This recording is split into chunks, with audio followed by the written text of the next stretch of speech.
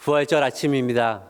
우리 시온 찬양대가 아름다운 목소리로 하나님이 기뻐하시는 모습으로 고백한 것처럼 우리를 위해 죽으시고 부활하신 우리에게 생명 주시는 그 주님으로 인하여서 기뻐하며 감사하는 이 아침 되기를, 이 예배 되기를 주님의 이름으로 축원합니다. 아멘. 예수님은 죽음을 이기시고 다시 부활하셔서 우리의 부활의 첫 열매가 되셨습니다. 그리스도 안에 있는 우리 역시 우리 주님의 부활에 동참한 자가 되었습니다. 장차 우리는 우리 주님처럼 부활의 영광스러운 몸을 입고 우리 주님과 영원토록 왕노릇 할 것입니다. 여러분 믿으십니까? 아멘이시죠. 그런데 오늘 제가 말씀드리고 싶은 부분은 부활은 단지 장차 이루어질 미래 약속에만 머무르는 것은 아니라는 것입니다. 예수님의 부활은 오늘, 지금 우리의 삶 가운데 주어지는 소망이며 능력이 된다라는 거예요. 그래서 오늘 설교의 제목을 이렇게 정했습니다. 우리 앞에 자막이 뜨는데 같이 한번 읽어볼까요? 시작. 오늘의 부활을 살라. 오늘의 부활을 살라. 우리에게 주어질 그 부활도 있지만 그 영광도 있지만 또 한 가지 오늘의 부활을 살아야 된다라는 것입니다. 요한복음 11장 우리가 잘 아는 예수님께서 나사로를 다시 살리시는 이야기가 나옵니다. 이 사건은요, 우리에게 주시는 부활의 현재적 의미와 능력이 무엇인지를 잘 보여주고 있거든요.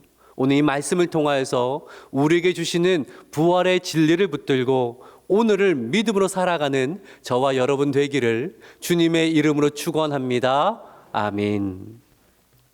자, 오늘 본문의 이야기는 나사로의 병세가 위중해지는 것으로 시작이 됩니다.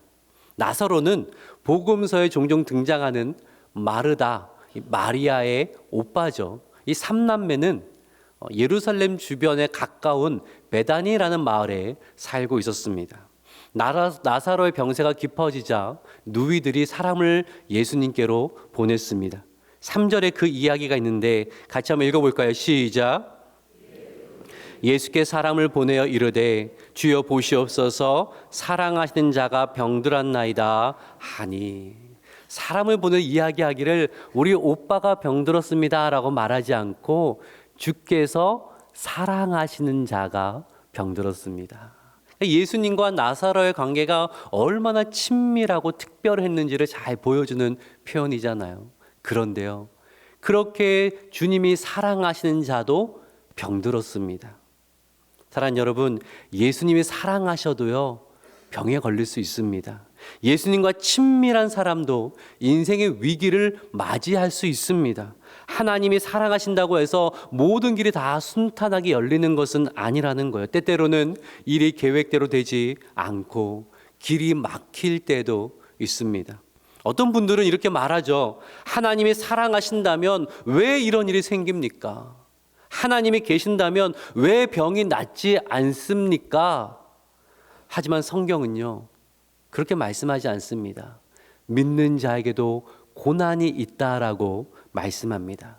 믿는 자에게 성경이 약속하는 것은 모든 고난이 사라질 것이 아니라 고난이 있는데 그 고난 중에 하나님이 함께 하시며 하나님은 그 고난마저도 선하게 사용하신다, 이것을 말씀하고 있거든요. 나사로의 경우도 마찬가지입니다. 그가 병든 것은 하나님께서 그를 외면하셨기 때문이 아니라 오히려 그 일 가운데 하나님의 뜻이 담겨 있었다라는 거예요. 4절의 말씀을 같이 한번 읽어볼까요? 시작. 이 병은 죽을 병이 아니라 하나님의 영광을 위함이요 하나님의 아들이 이로 말미암아 영광을 받게 하려 함이라 하시더라. 아멘. 우리는 병들고 실패하고 무너지면 큰 손해본고 낙오된 것으로 느껴집니다. 하나님 건강해야, 하나님 일이 잘 돼야 하나님께 영광이 되지 않습니까? 우리는 그렇게 이야기를 할 때가 종종 있는데 성경은 무엇을 말씀합니까? 하나님은 나의 약함을 통해서도 영광 받으십니다. 하나님은 나의 약함을 통해서도 그분의 선하신 일을 이루어 가시고 나의 실패를 통해서도 하나님의 승리의 역사를 펼쳐 가신다라는 것입니다. 그러니 여러분, 세상 일에 너무 낙심하지 마시기 바랍니다. 일이 뜻대로 되지 않아도, 몸이 지치고 때론 몸이 연약하고 병들어도 모든 것이 합력하여 선을 이루시는 하나님을 끝까지 신뢰하시기를 주님의 이름으로 축원합니다. 아멘. 그래서 오늘 올해 우리의 표처럼 새해를 행하실 하나님을 기대하며 믿음으로 다시 일어나는 저와 여러분 되기를 주님의 이름으로 축원합니다. 아멘. 자, 오늘의 사건을 계속 읽다 보면 쉽게 이해되지 않는 장면 하나가 등장합니다. 5절과 6절이거든요. 우리 같이 한번 5절 6절을 같이 읽어볼까요? 시작. 마르다와 그 동생과 나사로를 사랑하시더니 나사로가 병들었담을 듣시고 그 계시던 곳에 이틀을 더 유하시고. 5절에서 보니까 예수님이 마르다와 마리아와 나사로를 사랑하셨다라고 한 번 더 강조합니다. 그 다음에 이어지는 구절이 사람들 예상은 완전히 빗나갔다라는 거예요. 사랑하시기 때문에 곧장 달려가셨다가 아니라 사랑하시는데 어떻게 하셨다고요? 그곳에 이틀을 더 유하셨다. 왜 예수님은 바로 가시지 않으실까?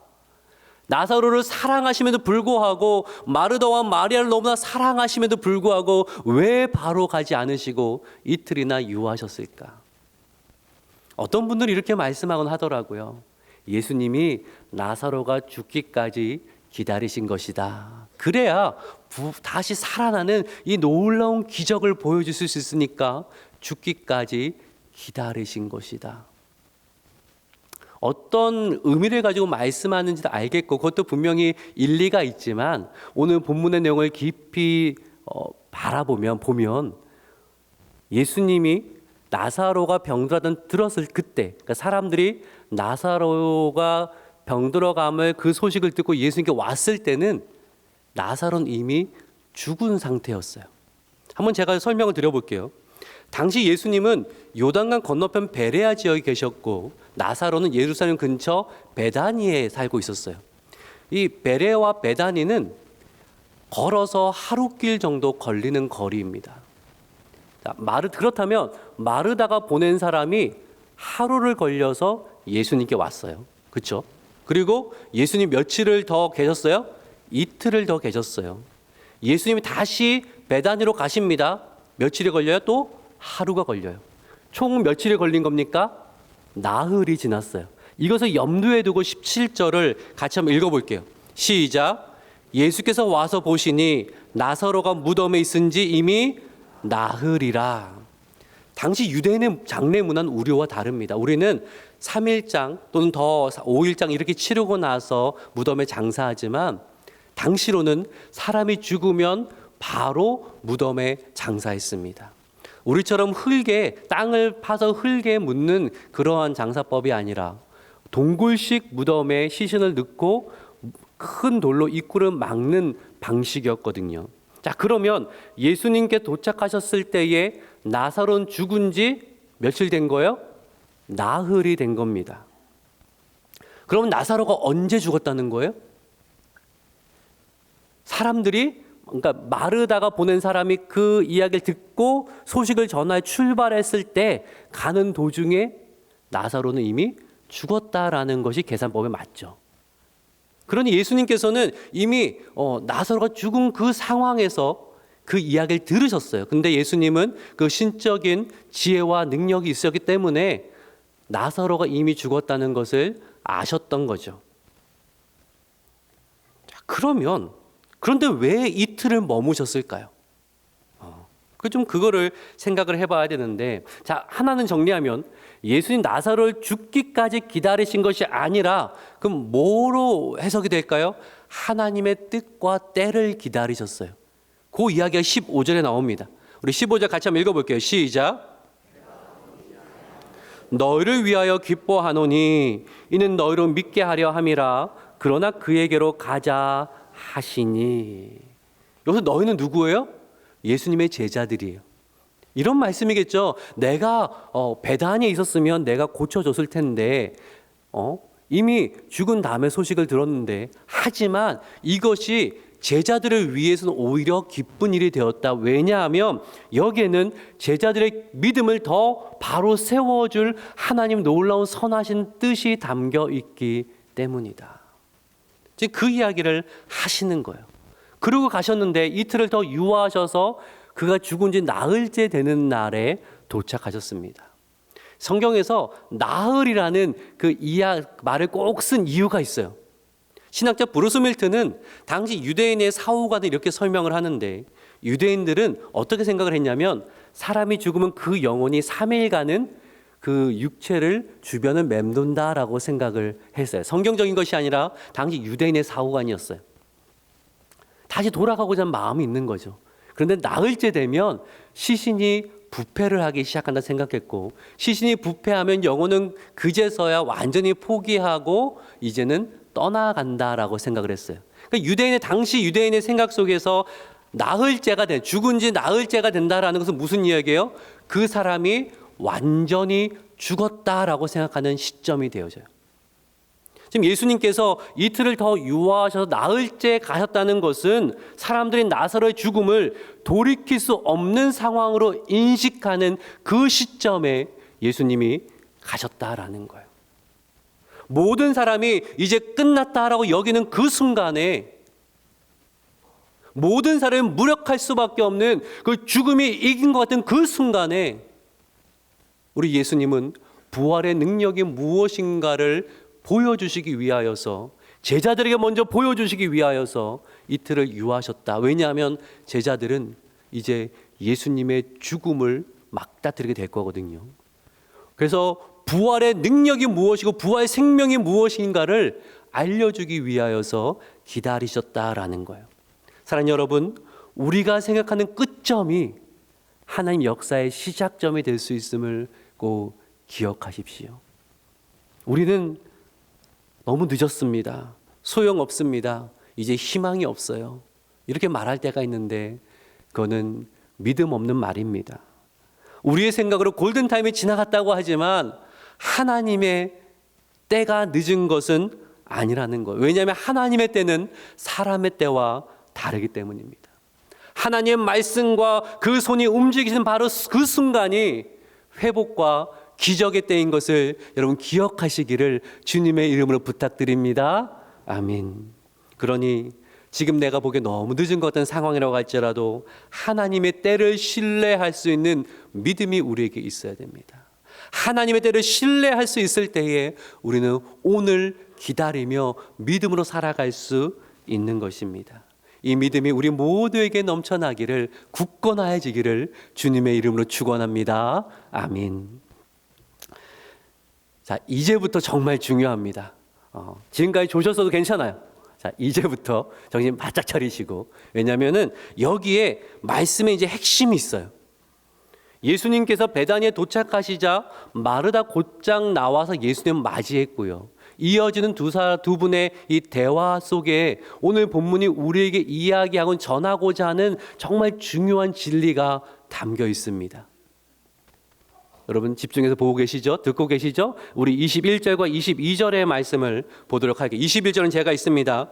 마르다가 예수께 여짜오되 주께서 여기 계셨더라면 내 오라버니가 죽지 아니하였겠나이다. 하나님께 구하시는 것을 하나님이 주실 줄을 아나이다. 아멘. 마르다 말에는 어떤 분은 이것을 예수님에 대한 섭섭한 원망으로 해석하기도 하지만 저는 그렇게 해석하지 않습니다. 예수님에 대한 깊은 신뢰가 담겨 있어요.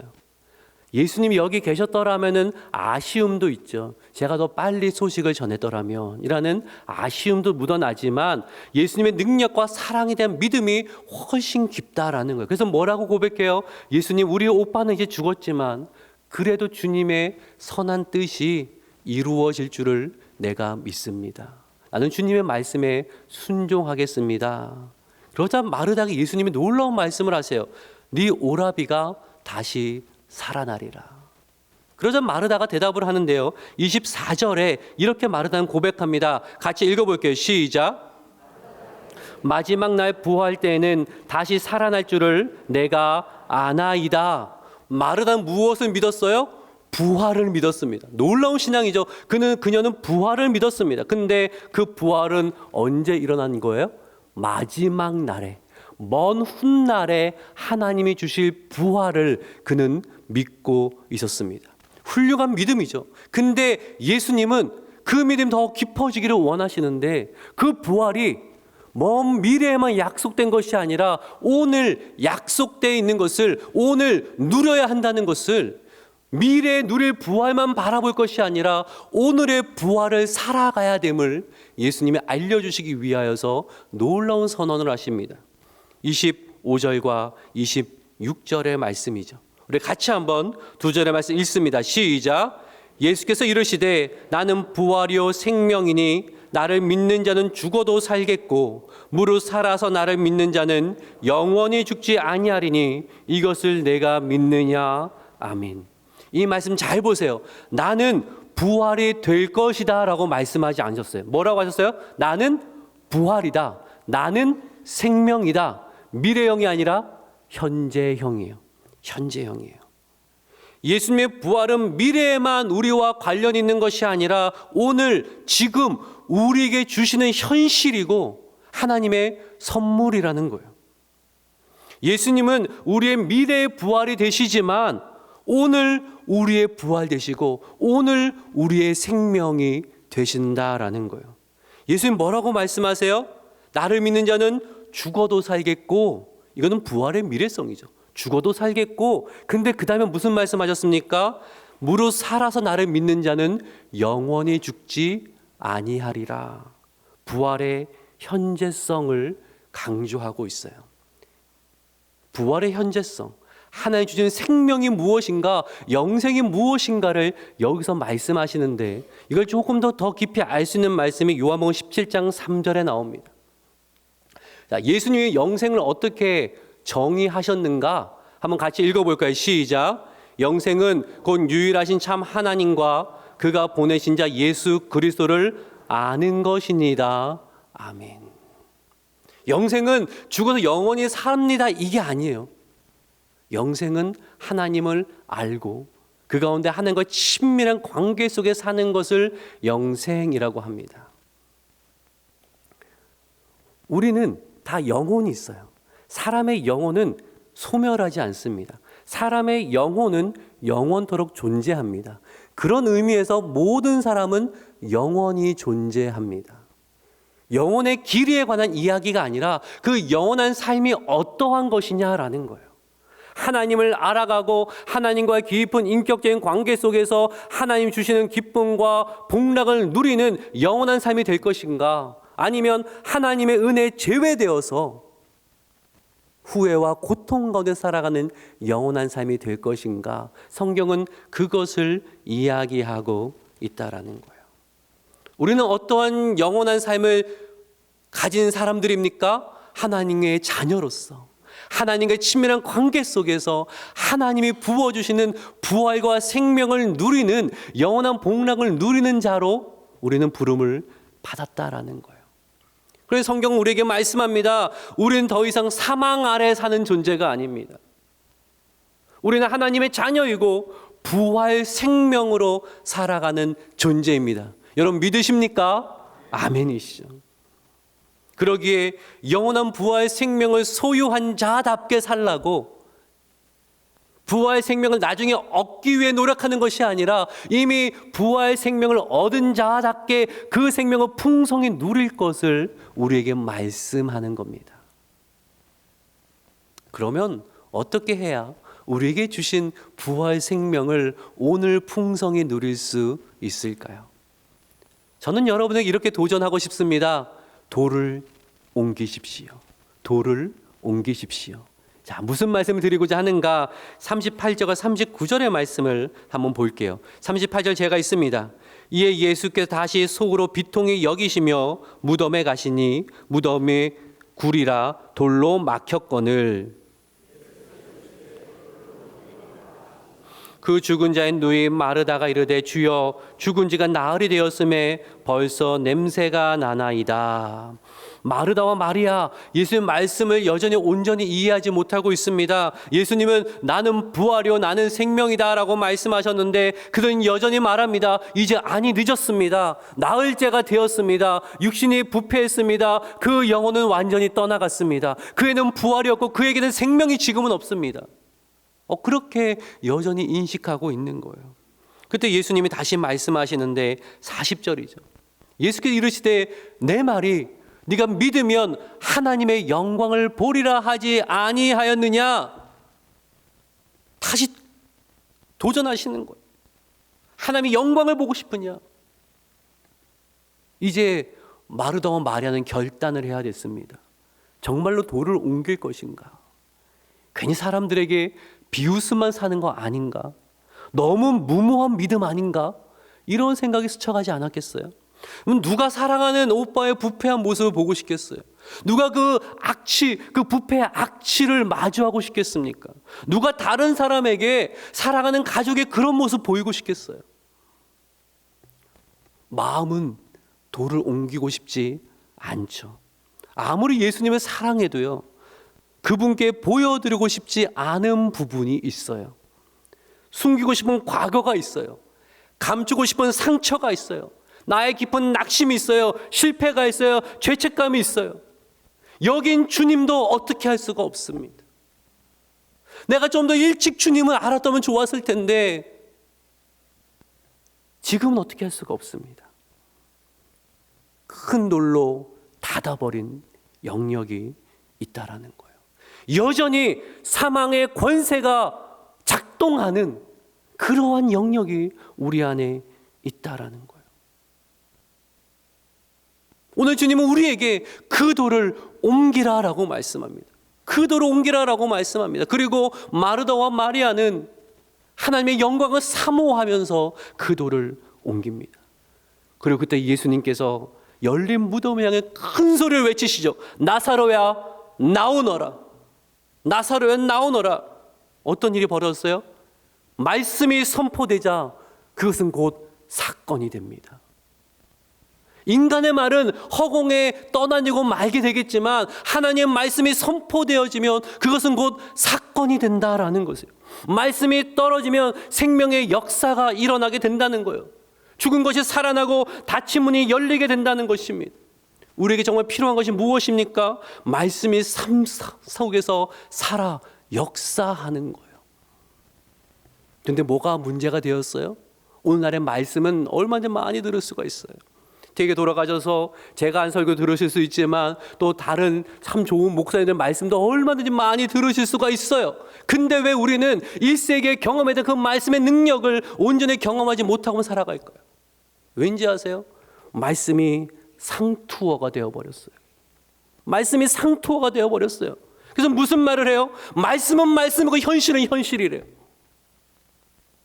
말씀은 내 아이 무덤 밖에서나 통하는 것이고 내 무덤 안에서는 이제 늦어버려서 통하지 않는 상투어가 되어버린 거예요. 앞에서 아무리 목사가 힘을 주어 말씀을 전해도 아니요, 여기에는 안 됩니다. 나는 이 돌을 옮길 수가 없습니다. 너무 늦었습니다. 너무 상해버렸습니다. 냄새가 납니다. 안 됩니다. 오늘 주님은 우리에게 도전하시는 겁니다. 그 돌을 옮겨라. 그 돌을 옮겨라. 그 영역을, 그 고통을, 그 상처를 주님께 내어드리시라는 거예요. 숨기지 말라라고 하십니다. 가리지 말라라고 하십니다. 그곳에 하나님의 생명의 말씀이 선포될 수 있도록, 그곳에 부활 생명의 역사가 나타날 수 있도록 그 돌을 열라라고 하십니다. 그 돌을 옮길 때에 하나님의 말씀이 오늘 나의 사건이 된다라고 오늘 주님 우리에게 말씀하고 있다라는 거예요. 설교를 정리합니다. 오늘 예수는 우리에게 이렇게 물으십니다. 이것을 네가 믿느냐? 이것을 네가 믿느냐? 아느냐가 아니라 네가 믿느냐? 나는 부활이요 생명이라고 말씀하셨는데 지금 나의 삶에서 살아있는 진리로 너가 정말 믿고 있느냐? 그럼 부활은 부활절만의 이야기 아닙니다. 부활은 죽은 자를만을 위한 것이 아닙니다. 부활은 오늘 살아있는 우리를 위한 말씀이라는 거예요. 우리에게 주어진 생명의 능력이라는 것입니다. 절망의 자리에서 다시 일어날 수 있는 생명이라는 것입니다. 끝날 줄 알았던 시점에서 새로 시작을 맞이할 수 있는 힘이 되어진다라는 거예요. 그것이 부활의 능력입니다. 우리 하나님은 우리의 전 영역이 사망의 그 너울 아래 신음하는 것이 아니라 부활 생명의 그 역사 앞에 놓이기를 원하시거든요. 그래서 우리에게 요청합니다. 그 돌을 옮겨 놓아라. 그 돌을 옮겨 놓아라. 아무 소용없다고, 이젠 돌이킬 수 없다고, 이젠 늦었다고 말하며 체념하고 포기했던 그 돌을, 그 무덤의 돌을 옮겨 놓으라고 우리에게 요청하시는 겁니다. 지금도 주님은 우리 무덤 앞에 서서, 우리의 감정은 그 무덤 앞에 서서 우리에게 말씀합니다. 돌을 옮겨 놓아라.